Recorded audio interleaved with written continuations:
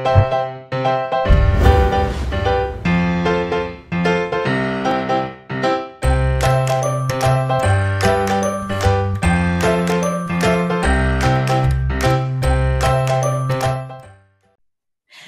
everyone, I want to welcome you to another episode of The Family Couch. Today I am so excited to have with us as our guest, Nick Pavlidis. Thank you so much, Nick, for being on with us today. Thanks for having me. I'm excited. And in today's show, we'll be talking about how to breed creativity in your kids and kind of create that creative insight and excitement that we all want our kids to have. And Nick has some amazing insights into that. So Nick, can you let us know a little bit more about who you are and what you do?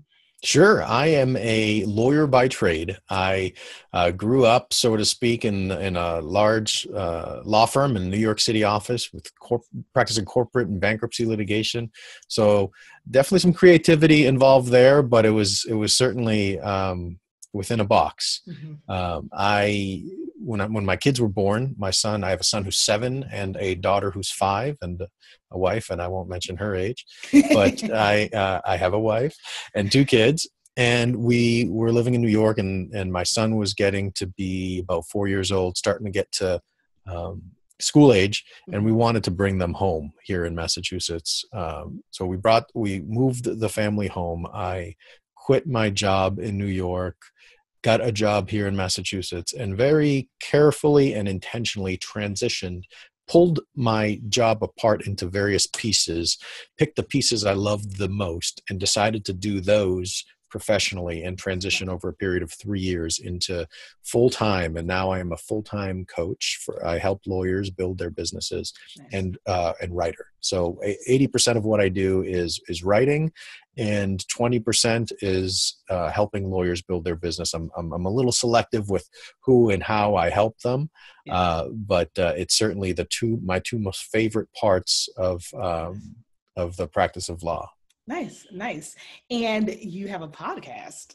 I do. I actually have 2 podcasts. One of them is about parenting. The other one's about relationships. So I've focused this whole time from 2013 until today. And whenever someone's watching this, I have committed so that the statement is still accurate. So I have committed to focusing on building my relationships really well with the people who matter most, starting with my wife and then followed very closely by my kids. And part of that was in 2014, committing to saying yes more. I always feared saying yes to too much and not being able to do things.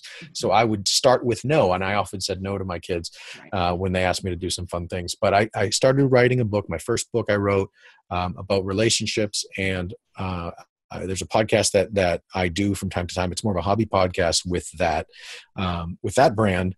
And when my son overheard me talking to my wife about that podcast, he asked, "What is a podcast, Dad?" And I said, "Well, it's kind of a show that you do, but instead of putting it on TV, people watch it listen to it on their computers or on their phones." Yeah. So he said, "Can I get one of those?" Like it was going to the store and pick one of those up. And it was I had just recommitted to saying yes more. So I said, "Yes, you can, son. Absolutely. You can start a podcast." So I knew I had to be involved because he was 4, and it was certainly nothing that he could do on his own at that time. Right. And my daughter was 2 at the time, and she wanted a podcast too. Of course. So I said, "Well, why don't we do one together?"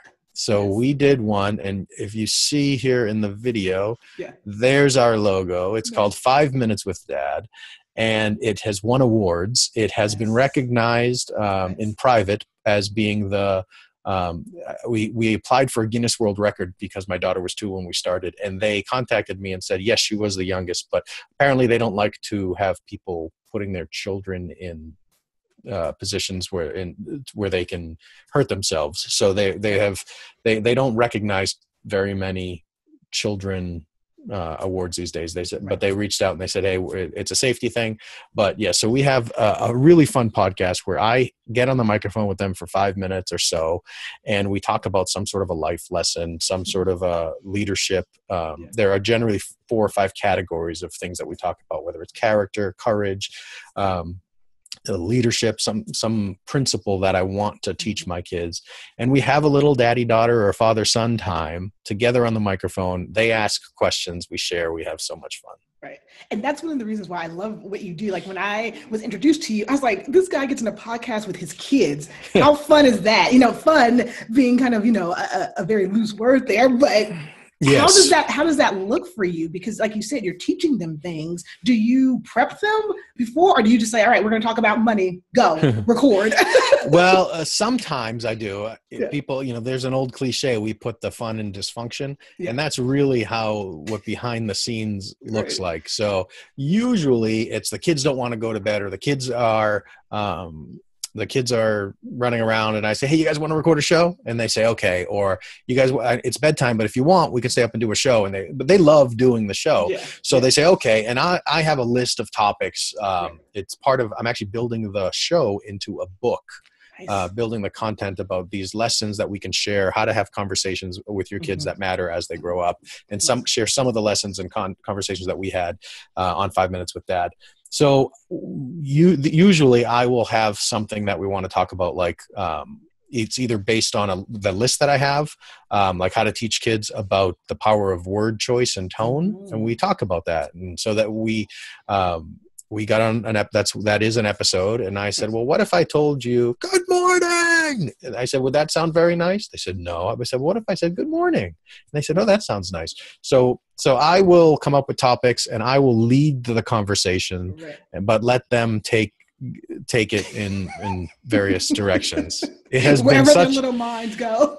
Yes. It's been an incredible exercise in patience. That's the reason it's called 5 Minutes with Dad, is because it takes about 45 minutes to get those 5 minutes. I love it. Between starts and stops. Sometimes we'll be in front of the microphone for nearly an hour and not have anything that we could use because someone's fallen off the bed or someone's fallen off the chair or whatever. So we keep a lot of that fun stuff in, but we also want to make sure that whatever's out there is going to help share some joy and something useful for people. Right. So, you mentioned this idea of being a creative person, and I can hear that from you being a writer and from you transitioning from being a lawyer to kind of doing the podcasting and the writing. So how has the podcast with your kids and your transition helped you understand more about creativity and what you teach your kids about it?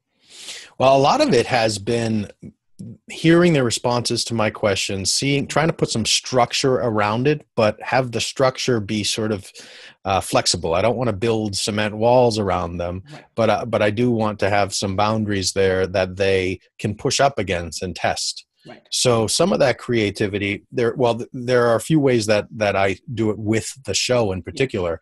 The first is we do the show. We teach them that they can have fun. They can enjoy things that are creative in nature.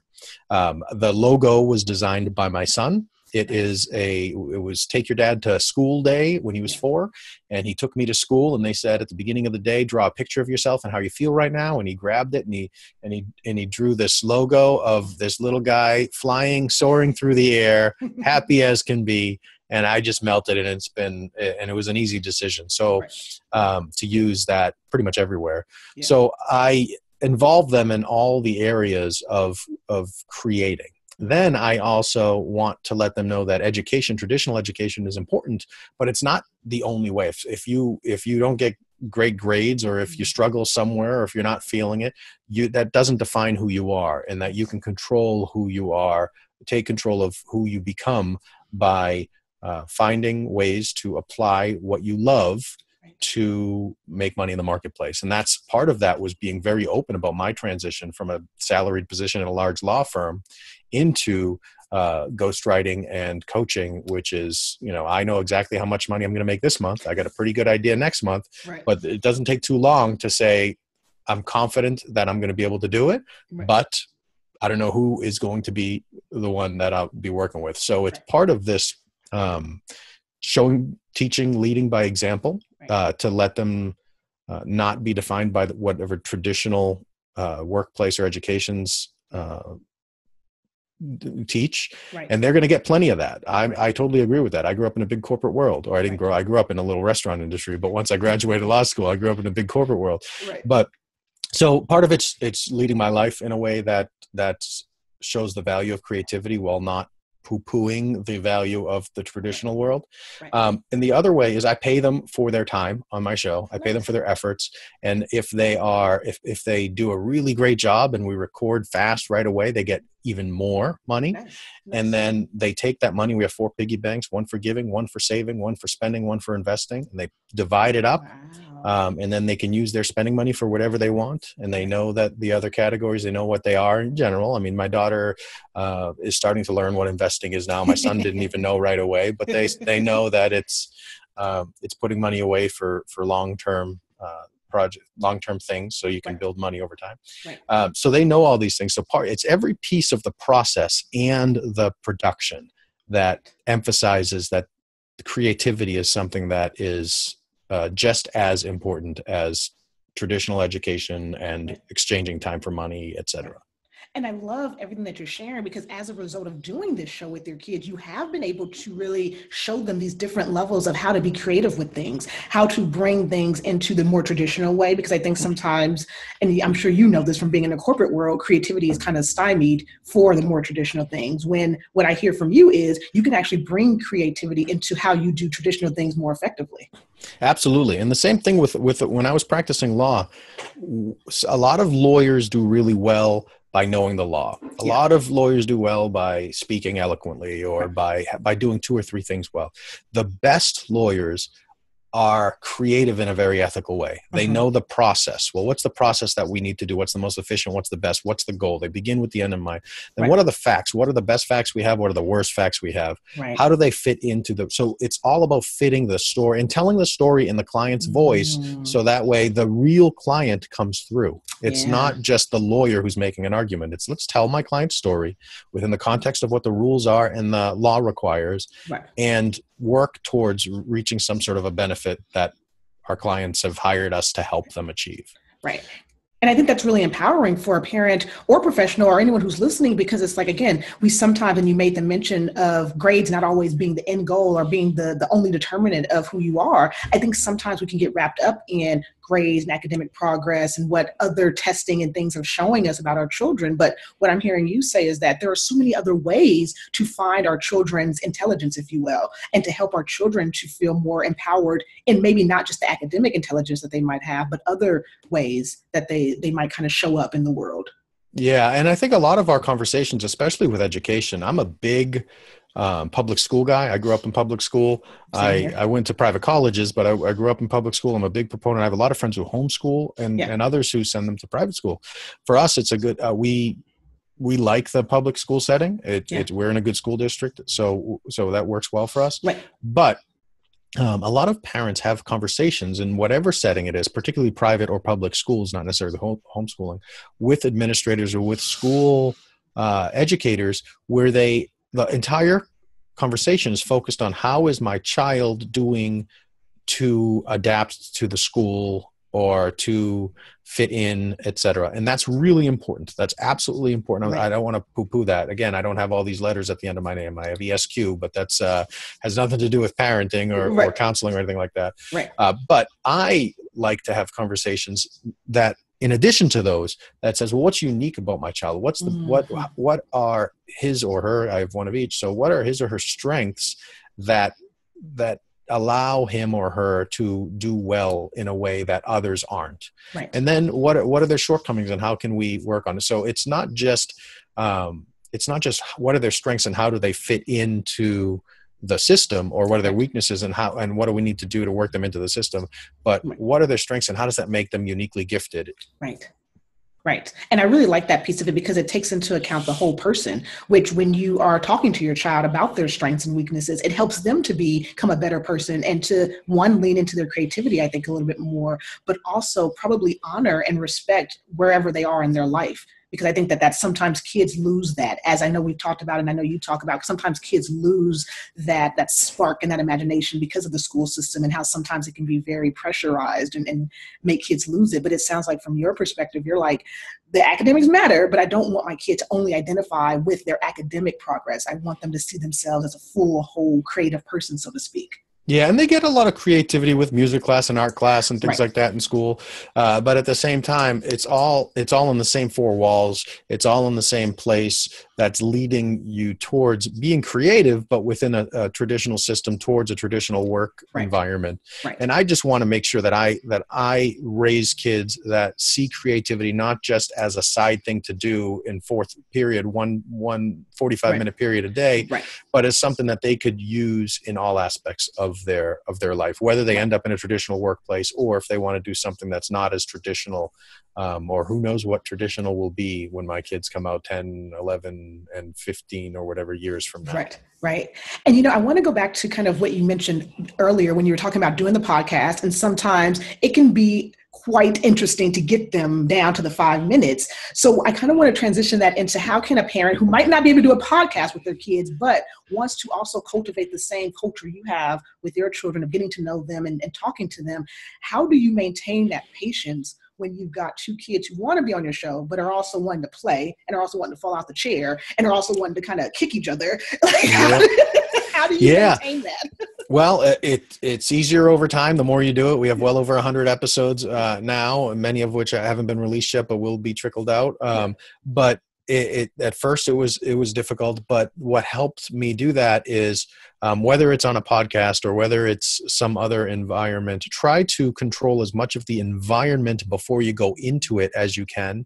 So with the podcast, I know if we're sitting in the office and there are all these fun little toys to touch and play with, that will distract them and that will not allow me to connect with them like that. But if they're in bed at bedtime and I grab the microphone and I bring it downstairs plugged into a little portable recorder I have, that I know that they will be less distracted, so their brains will be more focused on me and being creative that way. Mm-hmm. So I try and limit the inputs from the outside that will distract them so that I can lean into them and help share lessons and connect with them in a creative way. Right. Other ways that we do it, not even on the podcast, are I ask my son to teach my daughter things and I ask my daughter to teach my son things. So my daughter was learning about Martin Luther King in January, and she brought home a thing that it was homework that is all about Martin Luther King. Martin Luther King was a good, and then two blanks, and then she would need to list two things, etc. And my son was learning about it at the same time, but I asked my son, who's 7, I said, hey, we're going to learn from Angela because she's learning about Martin Luther King Jr.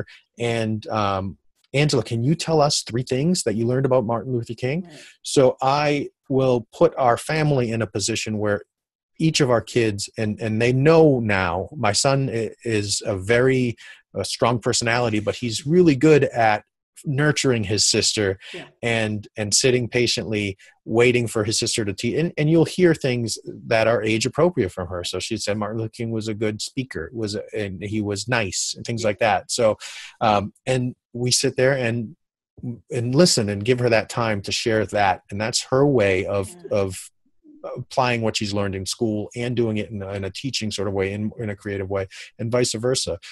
So I learn and look into what they're doing at school and ask them not to tell me what you learned at school today. It's teach me. Can you share with me something that I can use, or what are you learning about? We're learning about this. Ooh, who's that? Even if I know, can you tell me about them?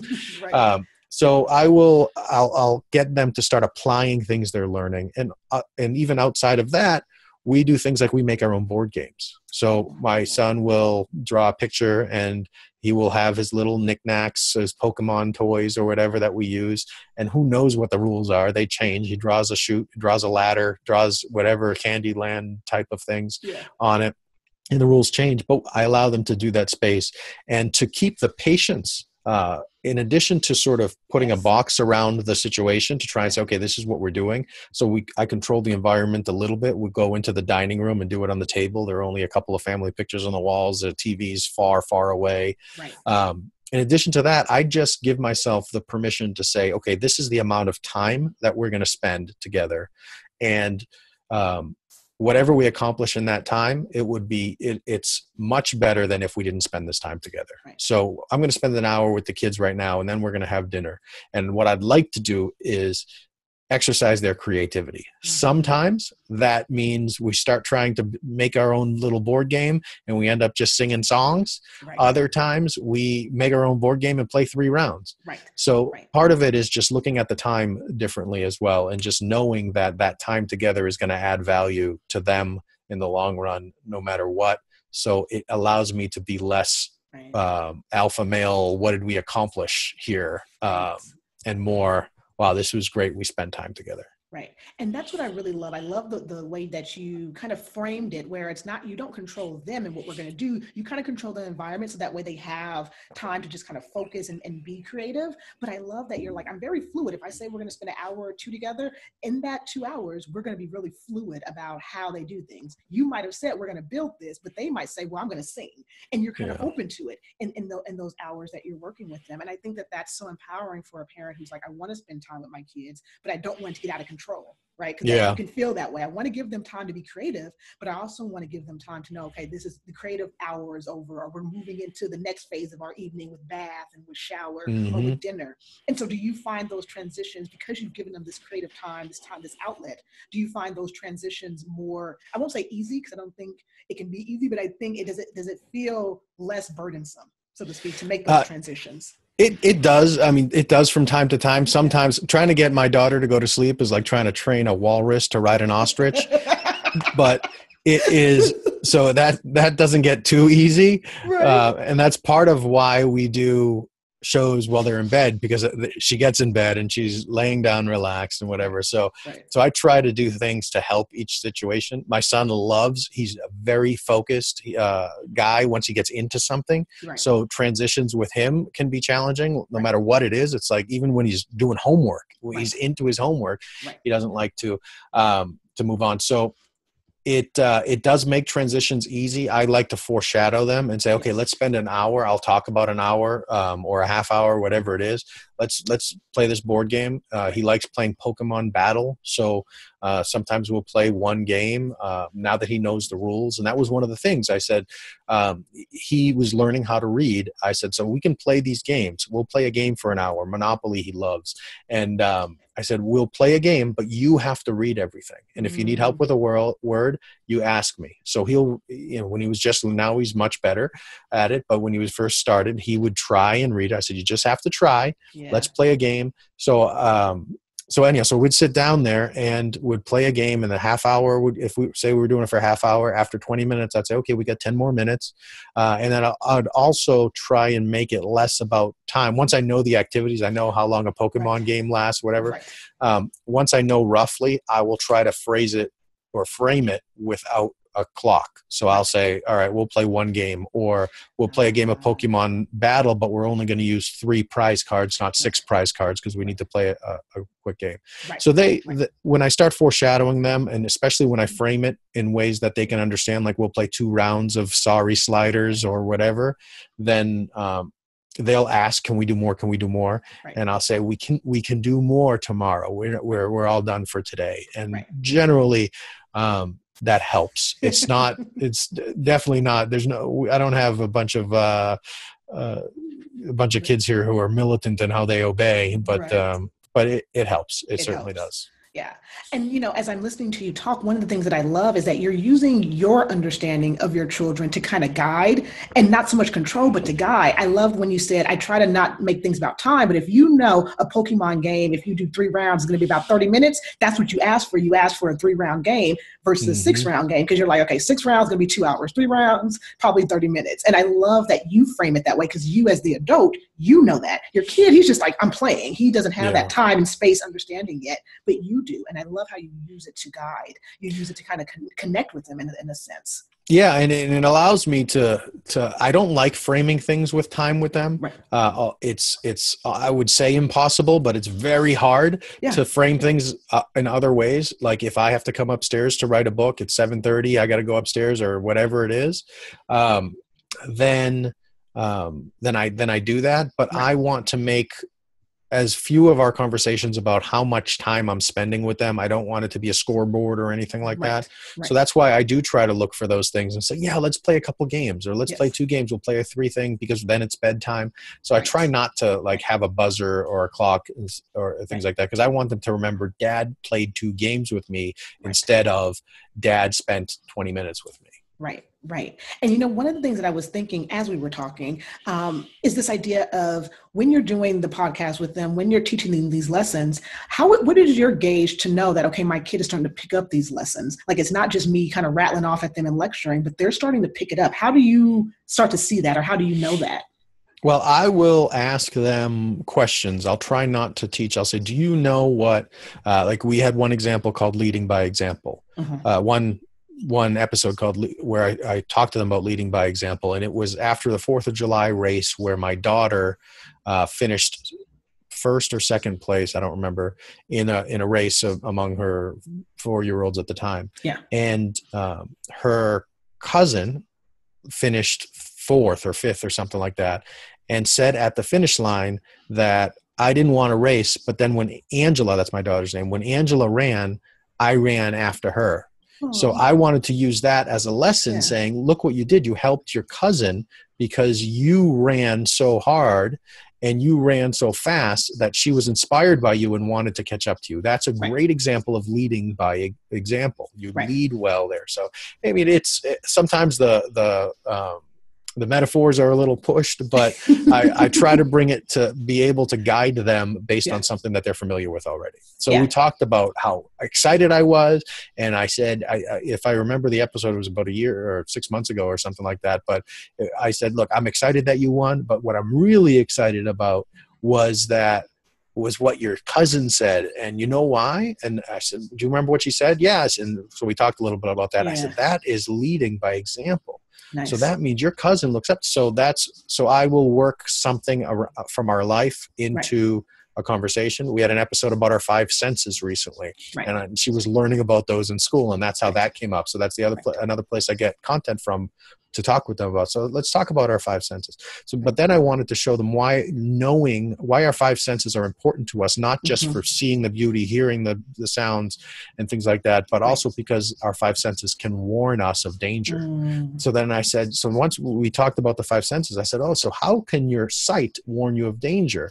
And she said something like, if you see a car coming or something, to get out of the way. And I said, yes, absolutely. So we went through each of these things on the episode, just asking them questions instead of me teaching. It was more me interviewing, me facilitating a monologue where they teach the lessons and I just lead them. Right. And I love that idea that you bring it from what they're already kind of going through. You don't try to take them further. You're like, well, my kid's learning about this, and let me just take that and have her teach me. Like you said, have her teach me where she's at. I think that's a great way to help our kids understand life stuff, as opposed to us standing over them, telling them what it looks like. We kind of get down where they're at and say, what does this look like for you? Here's the lesson. How does it look for you? And how are you, kind of living it? So I really love that. I love that piece of it, Nick. Oh, thanks. I also try to do it with things I do and sort of to teach them why I do it. Like, why do they have a bedtime? Why do I stay up? And part of that is, we talk about bedtime and we know from doctors, and I'll use words they understand. We know from doctors that it's important for kids to get 10 hours of sleep. So that's why if you wake up at 7 in the morning, you need to get to bed by 8 or 9 o'clock at night to get 10, 11 hours of sleep, which is what the doctors say you need in order to be healthy. We'll talk about that a little bit, like during the episodes, based on, why do we, I said, what do you want to talk about? And sometimes they'll tell me something they want to talk about. I love it. I love it. And Nick, I know we could talk about this topic forever because I love kind of your perspective on things, but I definitely want to give our audience a chance to hear from you, how they can connect with you, learn more about what you do, know where your podcast is. So why don't you share that with us? Sure. Well, the easiest way to find the podcast is just to go to 5minuteswithdad.com, and that the number 5, or if you spell it out, they'll both work. Okay. You can find our show pretty much anywhere. I don't know if we're on Spotify just yet. We're on iHeartRadio, iTunes, Stitcher, anywhere. You play podcasts. We're also, each of our episode gets uploaded onto YouTube. So just go to 5minuteswithdad.com. That has all of the things. If you want to learn a little bit more about sort of my story, my first book is called Confessions of a Terrible Husband, Lessons Learned from a Lumpy Couch. Yeah. And it's all about me finding that balance and saying, look, I work too much. I prioritize the wrong things. And it was the beginning of my shift towards this focus, starting with my family and how can I work around what I want for my family rather than how can I work my family around what career I've developed. Right. So you can find that at aterriblehusband.com/book. Nice. Actually, I have, I've been pulling quotes out of it today to help. Nice. You can see the little title there might be backwards on the screen, but it's a fun project. So those are the two things that I work on from a family perspective: 5 Minutes with Dad and Confessions of a Terrible Husband. Nice. And for those of you listening, don't worry if you didn't have a chance to jot it down. All of those links to Nick's resources will be in the show notes with the episode. So please feel free to connect with Nick in any way that feels resonant for you. Thank you so much, Nick, for being on the show today and sharing with us your amazing stories and your awesome perspective. Oh, it's my pleasure. Thank you so much for having me. I'm honored. See you later. Bye-bye.